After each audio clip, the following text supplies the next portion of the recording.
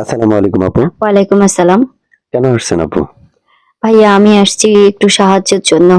কেউ যদি কোনো সদবান ব্যক্তি যদি আমায় সাহায্য করতো, আমি অনেক অসহায় মানুষ। আমি একটা ছেলে নিয়ে অনেক কষ্টে আছি। আমার বাবা-মা নেই। আমার খাওয়া-দাওয়া করতে অনেক কষ্ট। তাই আমি আসছি। কোনো সাহায্যবান ভাই, কোনো সাহায্যবান বোন যদি আমাকে সাহায্য করতো আমার অনেক উপকার হতো। আমি জানি হয়তো কেউ আমাকে ফোন করবে না। কারণ এখন YouTube এ সবাই প্রতিবেদনে আসে মনের মানুষের জন্য, বিয়ে বসার জন্য।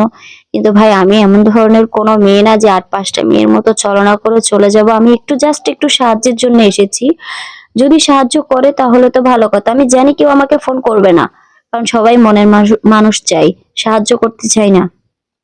আচ্ছা, আচ্ছা। এই ক্ষেত্রে মানে আপনার মানে আপনার হচ্ছে যে কেউ যদি আপনাকে সাহায্য করে, তাই তো? আচ্ছা, তো আপনার কোন নম্বরে যোগাযোগ করবে? স্ক্রিনে দেওয়া নম্বরে? হ্যাঁ ভাই, আমার স্ক্রিনে দেওয়া নাম্বারে আমার সাথে যোগাযোগ করতে পারে। আমি জানি হাজারো খারাপ মানুষের ভিড়ে একটা ভালো মানুষ থাকতে পারে। এটা আমার মনে অনেক আশা। এই আশা নিয়ে আমি প্রতিবেদনে আসছি আজ।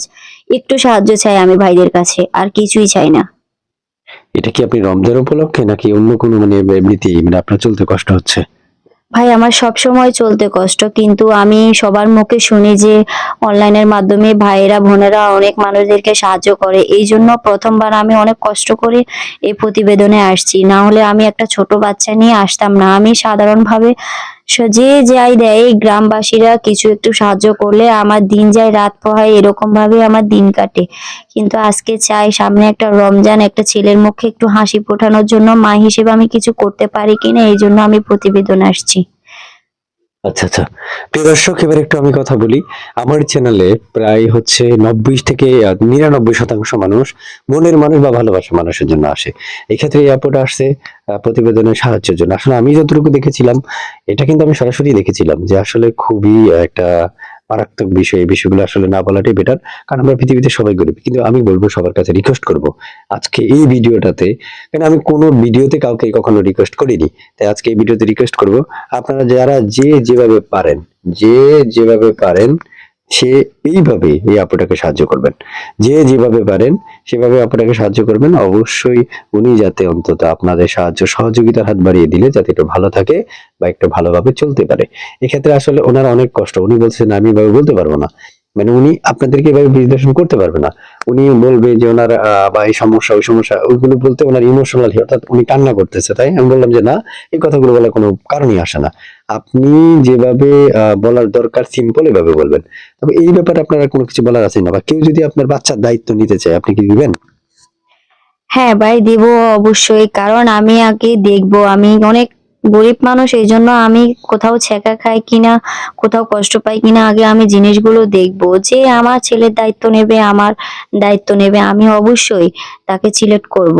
কিন্তু তাকেও আমার ভালো লাগতে হবে, আমাকেও তাকে ভালো লাগতে হবে। এটুকুই। প্রিয় দর্শক, আমি বিদায় নিচ্ছি। অনেক কথা বললাম।